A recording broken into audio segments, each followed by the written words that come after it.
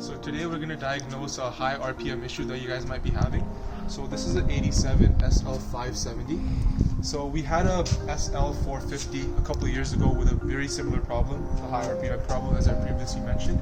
And we spent many years trying to diagnose the problem, calling many mechanics, spending thousands of dollars to try to fix the issue.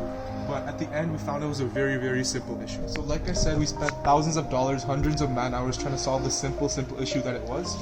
And we were actually very disappointed by the mechanics that spent hours and hours trying to fix this simple issue. So this is the air filter chassis that we have. And the main issue was that it was hanging too low. So it was pressed down. And how we solved this was we opened these two bolts down here and back there, and we just placed a couple of washers to increase the height of this chassis. And that fixed the main issue, which was that this wire, acceleration wire, was being pulled, causing the RPM to increase dramatically. And that would only go away after a couple of minutes of the car running, but when you start up the car for the first time, it would increase the RPM dramatically, and that was just very annoying.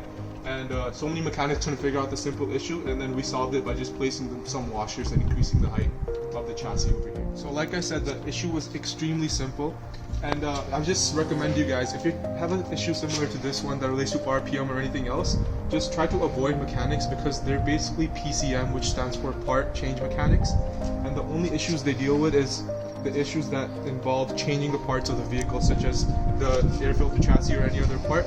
They don't actually deal with the simple issues as I just mentioned, which were just including a couple of washers to increase the height. So try to avoid mechanics, because some issues, or most issues in today's day and age, are really, really simple to resolve. So if the washer issue still doesn't help to lower the RPM of the vehicle, one other thing that you might want to look into is the auxiliary air valve, which is right over here, and this can also lower the RPM. So how you might want to fix it is by either replacing it or just fixing the one that you currently have, but this is also an issue that might cause high RPM.